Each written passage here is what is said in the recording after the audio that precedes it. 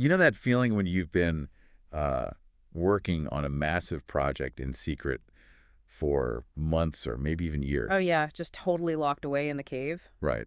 You pour your heart, your soul, and probably way too much money into building this, like, supposedly perfect thing. Hmm. And you finally hit the launch button, expecting a flood of eager customers, and instead you get absolute silence. Just crickets. Crickets and tumbleweeds rolling across your digital storefront. It's devastating. And yet, if you look at the data, it is the exact trap that an estimated 99% of entrepreneurs fall into. Wow, 99%. Yeah, it's the classic product-first approach. You assume you know exactly what the market needs. You build it in total isolation to, protect your brilliant idea. Because everyone's going to steal it. Right. Exactly. And then you launch and you try to figure out how to somehow force people to buy it. Which is completely backward. And looking at the stack of sources we've got on the table today, that's exactly what we're talking about. Yeah. We are pulling from Danny Iny's book, The Audience Revolution, alongside a bunch of our own market research notes and case studies. So the mission for this deep dive is clear. We're exploring a radical, entirely counterintuitive approach to building a business, right? Or really any kind of following. Exactly. And Danny Iny's own background is actually the perfect anchor for this because, well, he learned it the absolute hardest way possible. He really did. The source text outlines his early career, and it is a stark illustration of that product-first trap we just mentioned. Right. So he started a company called Meister Reading, which built software to teach kids to read. Sounds like a great idea. It does. And he spent a massive amount of time and capital developing the tech. But the problem was he never actually asked the parents or the teachers, the people who actually held the credit cards, what they specifically needed. So the kids liked it. The kids liked it, the literacy experts thought it was great, but the actual buyers felt totally disconnected from the whole value proposition.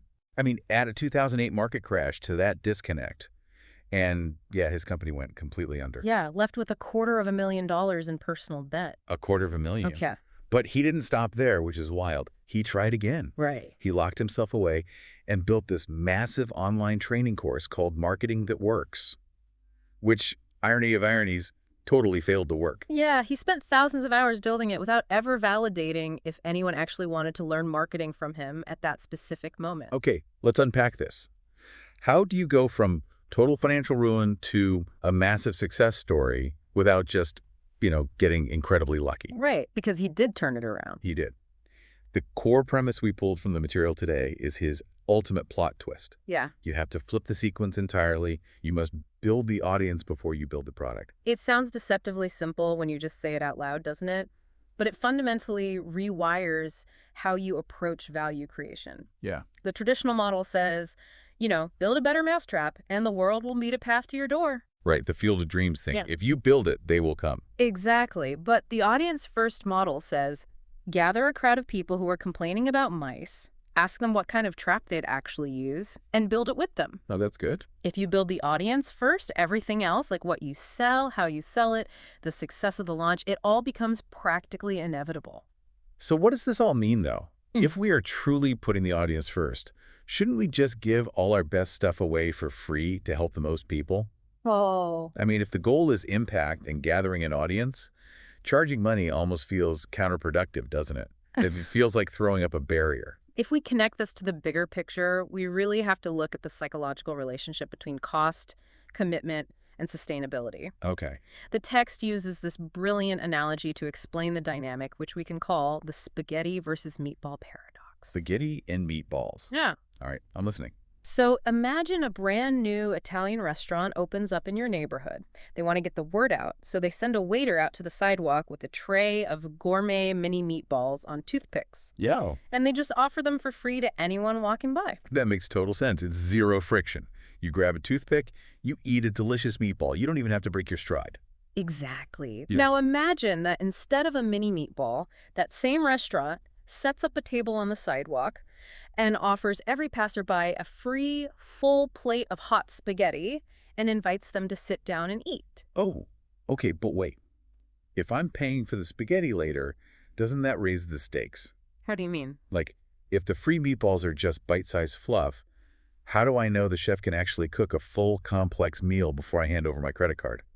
I'd be skeptical that they only know how to make appetizers. See, that is the exact nuance the analogy is trying to capture. A meatball isn't a bad meal and it isn't fluff. Right. It's a complete, highly valuable micro experience. It proves the chef's competence perfectly. Ah, The issue with handing out free spaghetti isn't the monetary cost, it's the time and energy commitment. because I have to stop my entire day. Yes. Even if the giant plate of pasta is free, sitting down to eat it requires a massive commitment. You have to have the time, you have to actually be hungry right then, and you have to change your entire plan for the afternoon. Right. Free does not automatically equal better if it demands too much friction from a completely cold audience. I see. Okay. So when it comes to your content and your business, free articles, short videos, quick, highly actionable insights, those are the meatballs. Precisely. They are easy to consume, they prove your competence, and they require very little commitment from the audience. Yes. But deep training, comprehensive courses, or intensive consulting services, that is the spaghetti. Right, the heavy stuff. Right. It requires a massive commitment of time, mental bandwidth, and energy from the consumer. So if you just hand them the spaghetti for free, they likely won't even value it. Let alone do the hard work required to digest it. Exactly. Paying a fee actually creates the psychological commitment necessary for the audience to succeed. They have to have skin in the game. And I imagine the second half of that equation is just, well, basic financial sustainability. If you're giving everything away, you're going to burn out. Completely. Charging a reasonable fee isn't greedy. It creates a virtuous cycle Right. because Iny charges for his deeper training programs. He isn't forced to squeeze his business into his exhausted evenings and weekends. Makes sense. He generates the revenue needed to hire a team of smart people, which then allows him to serve his audience at a much higher level and actually scale his impact. So the meatball builds the trust, the spaghetti sustains the business, and forces the commitment. That's the formula. But that brings us to the actual execution. Yeah. We've got the philosophy down, but how do we gather this hungry audience in the first place without spending an absolute fortune on ads? Yeah, that's the real trick. And how do we figure out what kind of spaghetti they actually want to buy? Well, to understand the tactic, the text looks back to 2011, when Iny was still trying to recover from that massive debt. Right, the 250K. Yeah. He realized he needed an audience fast, so he didn't try to build a platform from scratch. He went to where the audiences already were. Oh, smart. He started writing highly targeted guest posts for other established blogs. And he didn't just write a few, he wrote over 80 guest posts in a single year, plus another 40 on his own site. Over 80. That's an insane amount of output. It's massive. But it's not just the volume, is it? It's the psychological impact of seeing the same name everywhere you look online. It's the mere exposure effect in action. It was so relentless that readers actually gave him a nickname. Oh, really? They called him the Freddy Krueger of blogging. Wait, Freddy Krueger? Like the horror movie villain? Yeah, because they felt like everywhere they turned online, boom, he was there. That's hilarious, but also Right. brilliant. Right. But that sheer volume of free value, the meatballs, built an engaged audience that started trusting him because he had been vetted by all these different platforms they already followed. And once he had their attention, he didn't just retreat to his cave again to build another secret product. No, he learned his lesson. Right. The source material outlines what it calls the co-creation method, which is basically building the product alongside the audience. It's a crucial 5-step process that honestly virtually guarantees you never launch to crickets again. Okay, let's hear it. Step 1. Listen to what your audience actually wants and is struggling with. Seems basic, but yeah. Step 2. Reflect it back to them to validate the demand. Make sure you heard them right. Right. Step 3. Sell a discounted minimum viable version, sort of like a rough pilot program, to a small charter group in exchange for their feedback. Oh, I like that. Step 4 is to iterate the product based entirely on that feedback. And finally, step 5, launch the full-scale, polished product. Here's where it gets really interesting. It's essentially like a restaurant doing a paid soft opening with a tasting menu. Oh, that's a great way to put it. Right. You invite a small group of enthusiastic regulars, Mm-hmm. you charge them a bit less, and you say, hey, the menu isn't finalized yet. We want your honest opinions. Yeah. You are literally getting paid to do your market research, and the audience feels a sense of ownership over the final menu. It aligns your interests with theirs perfectly. You completely transform passive prospects into active partners. Wow. And the proof is in Iny's first massive successes using this exact method. What did he build? Well, his audience kept asking him about audience engagement, so he compiled a book called Engagement from Scratch. Okay. Interestingly, he personally hated compilation books, but he put his own bias aside because the audience explicitly asked for it. You listened. He listened, and because they asked for it, it became a runaway success with over 100,000 downloads. Over 100,000. And that leads right into the pilot program step, right? Right. Exactly. People saw his omnipresence and kept asking how he managed to write so many guest posts. The Freddy Krueger thing. Right. So he followed the 5 steps, he listened, he reflected it back, and he offered a rough pilot program called Write Like Freddy.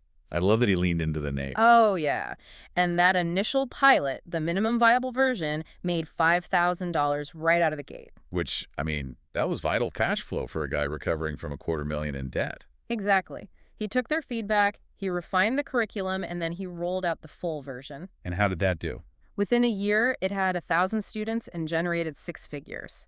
It was his first blockbuster success, entirely driven by co-creation, not isolation. Man, I can hear someone listening right now thinking, this sounds great for a solo entrepreneur selling online writing courses to bloggers, but does this actually scale up to massive corporations? That's a fair question. Or apply to totally different industries like physical products or speaking? Does this audience-first philosophy really hold up outside of the digital marketing bubble? What's fascinating here is the mechanics of audience leverage apply universally. The text deliberately breaks down how this revolutionizes 4 distinct business models. Okay, let's go through them. Let's look at products and software first. It doesn't get much bigger than Netflix. Right, but Netflix is a massive corporation with billions of dollars. They certainly aren't writing guest posts. How does audience first apply to them? Think about their hit show, House of Cards. Oh, yeah. Before Netflix, television networks would shoot dozens of expensive pilot episodes, throw them at focus groups, and just pray one of them became a hit. Right. Total guesswork. It was a massive financial gamble based on gut feelings. Netflix completely inverted that. They engineered House of Cards to be a massive success based entirely on their existing audience data. So they already knew what people wanted. Exactly. They knew their viewers watched political dramas, they knew they paused and rewatched movies directed by David Fincher, and they knew those same viewers consumed everything starring Kevin Spacey. So they didn't guess at all. They used their massive built-in audience data to co-create the exact product that audience was already signaling they wanted. Precisely. They committed $100 million to the show without even making a pilot because the audience data eliminated the risk. That's incredible. Or look at Copyblogger on a smaller scale. They started as a simple blog giving away free copywriting advice. By listening to the specific pain points of their massive audience, they transition into building a software empire that generates millions. Right. They didn't build software and look for users. They gathered users and built the software they asked for. Exactly. Okay, so it makes sense that Netflix or a massive blog can use thousands of data points to engineer a product. But if you're a solo consultant or freelancer, you don't have an algorithm. Right. How does an audience replace the traditional hustle of pitching clients? I mean, we already know traditional outbound networking, like those awful 7 a.m. breakfasts where everyone just shoves business cards at each other, has an abysmal return on investment. Ugh, the worst. But the pivot here is using audience capture to flip outbound lead generation into inbound authority positioning. Meaning they come to you. Yes. When you build an audience first through valuable content, the dynamic flips. Clients come to you because they already see you as the vetted expert. You aren't convincing them you're good. Your content already did that. Wow, yeah. And he notes that his own consulting rate jumped from $100 an hour to $500 an hour, and he started booking multiple 5-figure weekly calls. Just from having the audience. Simply because the audience elevated his perceived authority. The text points to people like Scott Stratton and Nir Eyal, who built massive audiences first, making them incredibly sought-after advisors who never have to cold pitch a client. So you've completely flipped the dynamic for services. But what happens when you hit a legacy gatekeeper? Like who? I'm thinking of the third model. Writing and publishing. The old stereotype is the struggling writer with a mountain of rejection letters from publishers. How does an audience change the minds of legacy publishers who hold all the keys? By completely eliminating their financial risk. Oh, of course. The traditional publishing model relies on publishers taking a massive financial gamble on unproven demand. But if you bring a pre-sold audience to the table, the rejection letter disappears. You aren't pitching a book, you're pitching guaranteed revenue. Exactly. Take Seth Godin. Even as one of the most famous marketers in the world, he still leans on his audience. For his book, The Icarus Deception, he launched a Kickstarter to cover publishing costs. A Kickstarter for a book. Yeah, and because of his audience, he pre-sold thousands of books and raised nearly $300,000 instantly. And it forces traditional publishers to chase you. The text mentions James Altucher, who leveraged his massive blog audience to independently release Choose Yourself. Right. Because he had the audience, he pushed the book to #1 across multiple categories. And once traditional publishers saw that built-in mobilized audience, major players like Hay House were practically begging to publish his next book. He had all the leverage. He really did. Which brings us to the fourth business model: speaking and training. Without an audience, getting on stage requires submitting endless requests for proposals, or RFPs. It's a bureaucratic nightmare. You're just begging to be picked. And I'm guessing that exact same de-risking mechanism applies to the speaking circuit. If an event organizer doesn't know you, you're a risk. You might put the audience to sleep. Exactly. But if you have an audience first, you bypass the RFPs entirely. Oh, they just invite you. Conferences proactively invite you because your name on the roster actually sells tickets for them. Right. They pay your speaking fee, they cover your flight and hotel, and you get the prime time slots, not the dreaded post-lunch food coma hour. The 2 p.m. slot is brutal. It really is. The text highlights speakers like Randy Gage and Mitch Joel, who command top-tier treatment simply because their audiences demand their presence. Okay, seeing the underlying mechanics of this across Netflix, massively successful authors, and high-paid consultants is incredibly inspiring. But we need to bring this down to earth for a minute. You listening right now need to know exactly how to identify your specific audience today. How do you find the intersection of what you love and what people will actually pay for? Well, the source material provides 2 very practical exercises to pinpoint this. The first is for finding your passion. It's called the 1-year paid vacation test. Okay. Imagine you won a contest, and the prize is a 1-year paid vacation. But the catch is, you have to spend that entire year intensively studying one single subject. You can't quit, and you can't change topics. So you really have to love it.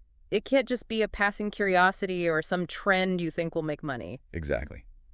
You need to list 5 to 10 granular subjects you'd happily dive into for a year just for the joy of it. Okay, I like that. Then you move to exercise 2, which is about finding your contribution. What specific granular things do people in your life naturally come to you for help with? Gotcha. And the key word is granular, not just cooking, but vegan baking for allergies. Not just business, but setting up analytics dashboards. So you get really specific. Very specific. You look at both lists, the subjects you'd study for a year and the specific things people ask you to help them with, and you look for the overlap. That intersection is your market opportunity. But wait, what if I look at my list and think, I'm not a world-class expert in vegan baking. I'm not a world-class expert in anything. Right. Imposter syndrome is the ultimate roadblock here. Why would anyone pay me for my advice when there are people who have been doing this for decades? Why wouldn't they just go to the master? This raises an important question, and it is honestly the most common fear that stops people from ever starting. But the text introduces a crucial concept: relative expertise. Relative expertise. We tend to assume that the person with the most knowledge makes the best teacher. But think about this analogy. Imagine a second grader who is really struggling with their math homework. Who is the best person to tutor them? A college math professor. Absolutely not. The college professor suffers from the cusk of knowledge. They forgot what it's like to not understand basic addition 30 years ago. They wouldn't know how to break it down simply. They would just confuse the kid more. Precisely. The best tutor for a struggling second grader is often a fourth grader who just recently mastered the material. Oh, that makes so much sense. Right.